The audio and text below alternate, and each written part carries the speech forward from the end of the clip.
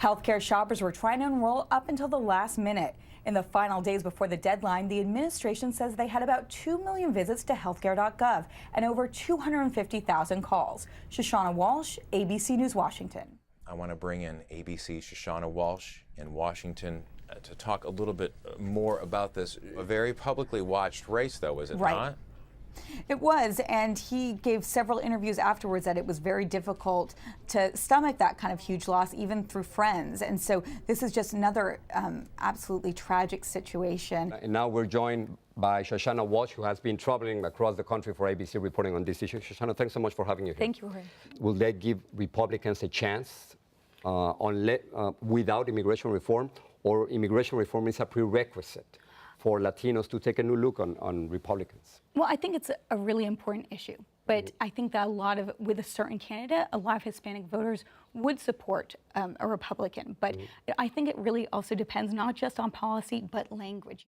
Christie's party is here on the boardwalk in Asbury Park. Now, of course, Asbury Park is home to Bruce Springsteen.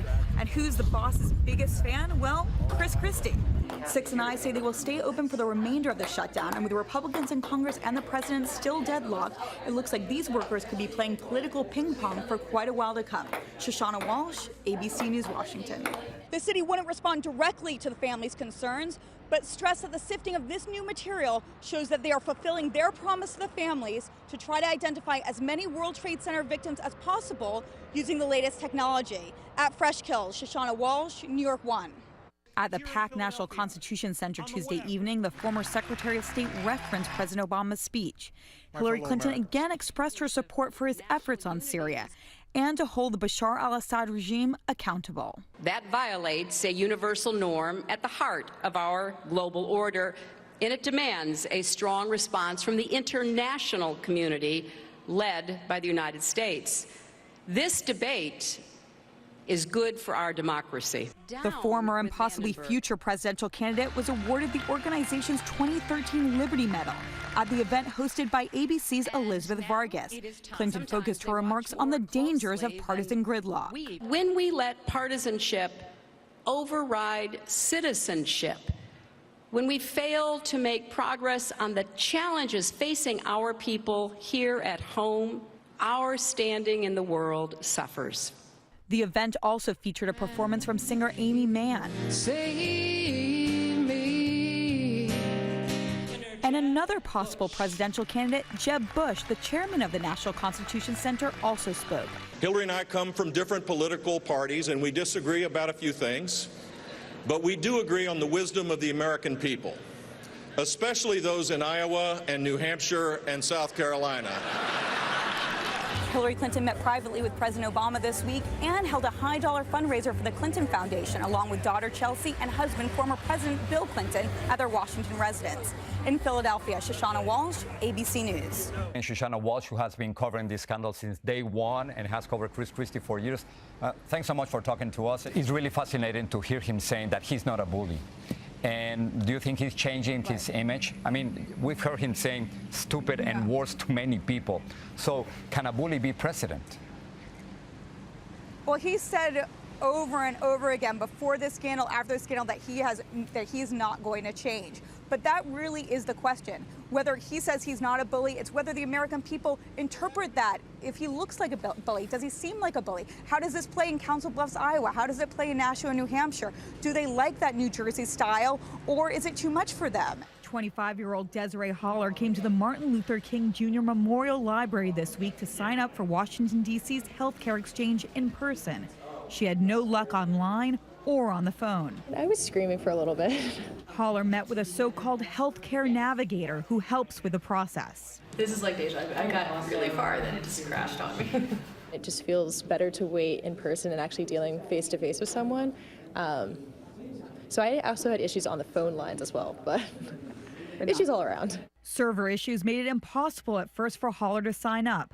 Ultimately, she was successful. Not so for 56-year-old Liz Meitner. She said she has been trying to enroll since day one, October 1st. I'm almost in shock. It's just hard to believe that they could be so inefficient with something so important.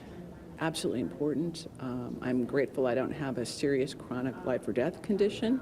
She waited at the library for 5.5 hours, but still has no definitive answer on whether she will have health insurance starting January 1st.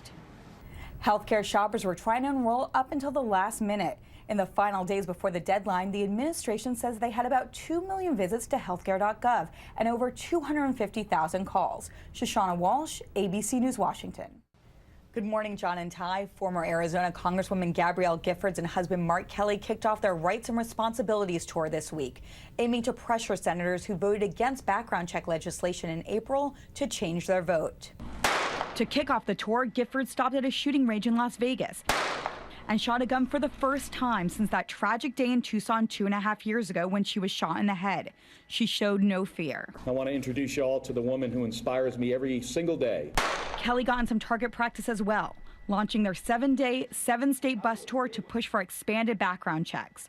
Their message, we want gun control, we are not anti-gun. Democrats and Republicans, everyone, we must do something. Fight, fight, fight. They're making stops across the U.S. to Alaska, North Dakota, New Hampshire, and Ohio, as well as stops in North Carolina and Maine, where they will thank senators for casting their votes for tougher background checks, those that ensure gun sales at gun shows go through the same background checks as those bought in stores. The couple are also meeting with community leaders in these states, hoping to spread their message of what they call reasonable gun control. They launched Americans for Responsible Solutions in January after the Sandy Hook school shooting. Through our research, we have found that a lot of criminals buy guns at gun shows and over the internet, and that needs to change. An ABC News poll in April showed 86% of Americans support extending background checks to gun sales at gun shows and online. Your thoughts, Shoshana? Well, I thought it was interesting because she's held back till this point on making any comments about Egypt. And I know that she has foreign policy advisors. They're very good. They brief her. But I thought that she was pretty unprepared. Shoshana, should they suspend Sarah Palin and Mike Huckabee, do you think? Well, it's interesting that Fox believes that they're not getting closer to running for president, and they do believe that Nude and Santorum are, so maybe they know something that we don't. When the president does something like this, he does it for a calculated political reason. People that he wants to come out to vote next Tuesday that might stay home, that are not fired up, as you see the Tea Parties are the younger people that are going to watch The Daily Show tonight. We all know, Shoshana, that on election eve, when the McCain camp conceded, that Governor Palin did want to say a few words, but they wouldn't let her. Now, you guys got the actual written speech? We exclusively obtained the victory speech and the concession speeches. So they had two speeches. Yes. Sarah Palin did. It was written by a McCain speechwriter, and she tweaked it, so it's definitely in her own words. And the victory speech, we think, is especially interesting because it is a whole different world with John McCain as president. You can't just have a camera and not an editorial presence, because then you can't be sure of what the video is saying. They said, we're not going to send a camera if you don't let a producer in there. No way, you're not going to have those pictures of them shaking hands. It's not going to go anywhere. And then they relented.